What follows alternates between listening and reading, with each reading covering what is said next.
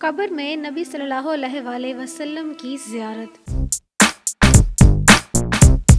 मैयत से कब्र में जब ये सवाल किया जाता है कि तू इस मर्द के मुतालिक क्या कहता है, तो क्या रसूलुल्लाह सल्लल्लाहु अलैहि वसल्लम की सूरत वहाँ मैयत को दिखलाई जाती है या आप सल्लल्लाहु अलैहि वसल्लम खुद तशरीफ़ लाते हैं। बाज़ लोग कहते हैं कि इस हदीस में हज़ा इसम की तरफ इशारा करीब के लिए है, जिससे मालूम होता है कि आप सल्लल्लाहु अलैहि वसल्लम वहाँ मौजूद होते हैं और फरिश्ते आप सल्लल्लाहु अलैहि वसल्लम की तरफ इशारा कर कर कहते हैं कि कुरान और सुन्नत की रोशनी में सही जवाब देकर इंदल्लाह माजूर हों। जब इंसान इस दारे फ़ानी से अपना वक्त मुकर्रर ख़त्म करके कब्र की आगोश में पहुँचता है तो इससे मुनकिर नकीर जो सवालात करते हैं उनमें से एक सवाल नबी करीम सल्लल्लाहु अलैहि वसल्लम के मुतालिक भी होता है। कहा जाता है कि तू इस मर्द के मुतालिक क्या कहता है। अगर आदमी ईमानदार हो तो वो इसका सही जवाब देता है, अगर काफिर हो तो कहता है मैं नहीं जानता। लेकिन किसी सही हदीस में ये मज़कूर नहीं कि आप सल्लल्लाहु अलैहि वसल्लम खुद तशरीफ़ लाते हैं या आप सल्लल्लाहु अलैहि वसल्लम की सूरत वहाँ पेश की जाती है, जिसे देखकर और इशारा करके फरिश्ते कहते होंगे। मुल्ला अली कारी ने मशकुता की शरह मुरक़ा में लिखा है कि कहा गया है कि मैयत के लिए पर्दा हटा दिया जाता है यहाँ तक कि वह नबी करीम सल्लल्लाहु अलैहि वसल्लम को देखता है। अगर ये बात सही हो तो मोमिन के लिए बड़ी अजीम खुशखबरी है कि वह रसूलुल्लाह सल्लल्लाहु अलैहि वसल्लम की ज़ियारत कर लेता है। लेकिन इसके मुतालिक हमारे इल्म के मुताबिक कोई हदीस सही मरवी नहीं है।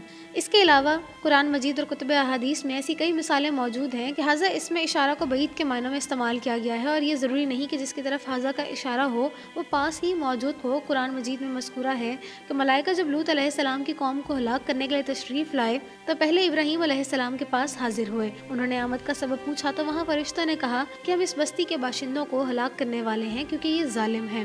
लूत अलैहिस्सलाम सदूम और इब्राहीम अलैहिस्सलाम फ़लस्तीन में थे। बस्ती सदूम पास मौजूद नहीं थी, लेकिन फरिश्ते हाज़ा का इशारा करके कहते हैं क्योंकि सदूम इब्राहीम अलैहिस्सलाम और मलाइका के जहन में था।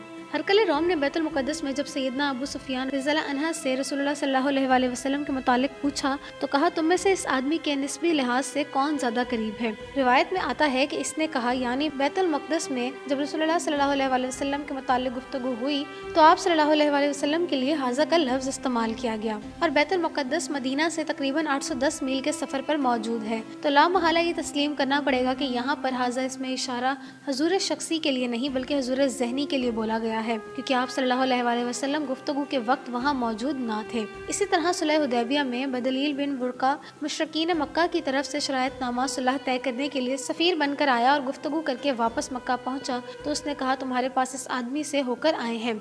सैयदना अबू ज़र ग़फ़ारी रज़ियल्लाहु अन्हा ने जब आप सल्लल्लाहु अलैहि वसल्लम की नबूवत का चर्चा सुना तो तहक़ीक़ हाल के लिए अपने भाई को भेजा और कहा तो इस वादी की तरफ सवार हो, मुझे उस आदमी के बारे में मालूमात फराहम कर। इस कसम की कई अमसला कुतुब अहादीस मौजूद हैं कि हाज़ा इसमें इशारा को बईद हुज़ूर ज़हनी के लिए इस्तेमाल किया गया है। इस तरह जो कब्र में रसूलुल्लाह सल्लल्लाहु अलैहि वसल्लम के मुतालिक सवाल किया जाता है और इसमें लफ्ज़ हाज़ा मुस्तअमल है वो भी हुज़ूर ज़हनी के लिए है।